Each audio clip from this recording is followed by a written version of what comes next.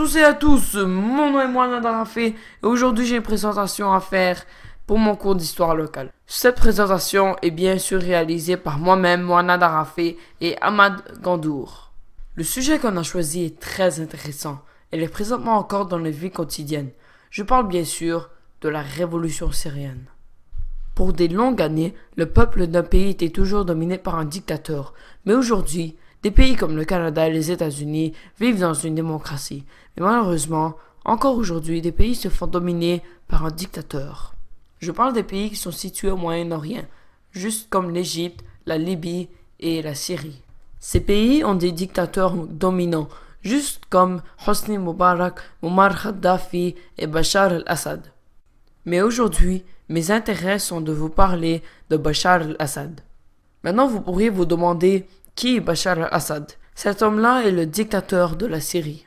Il est né le 11 septembre 1965 à Damas, mais depuis le 20 juin 2000, il a pris la position d'être le nouveau dictateur de la Syrie. Mais depuis le mars 15 2011, le peuple syrien était mécontent avec Bachar el-Assad. Mais pourquoi est-ce qu'ils étaient mécontents avec Bachar el-Assad? Laissez-moi vous dire pourquoi. Il y avait une trentaine d'enfants après l'école qui sont allés faire des niaiseries. C'était généralement de faire des graffitis. Ces graffitis étaient écrits des mauvais mots envers M. Bachar el-Assad.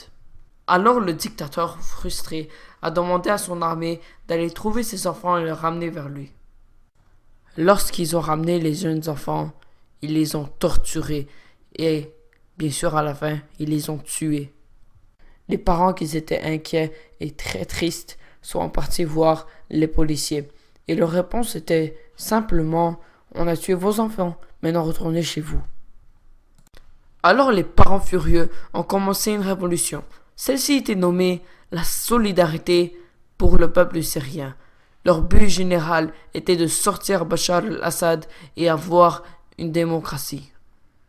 Chaque jour, de plus en plus de personnes étaient contre Bachar el-Assad. Ils ont voulu beaucoup de changements, juste comme une démocratie, un nouveau drapeau et plein d'autres affaires. Mais l'armée syrienne était trop forte. Bachar voulait rester dans sa position.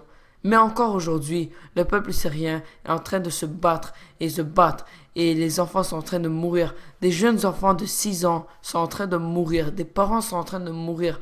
Ils sont en train de perdre de plus en plus de personnes dans leur population. En une année, ils ont perdu 13 000 personnes. Il y aura toujours des dictateurs qui ne vont pas suivre les règles, car leur pouvoir, ça rend aveugle. En conclusion, il faut arrêter ces dictateurs le plus vite possible, des fois par intervention diplomatique ou militaire, et ce qui peut bien évidemment se terminer en chaos. Je vous remercie de m'avoir écouté sur ce sujet. Il est très intéressant et j'espère que vous l'avez bien aimé. Merci beaucoup et au revoir.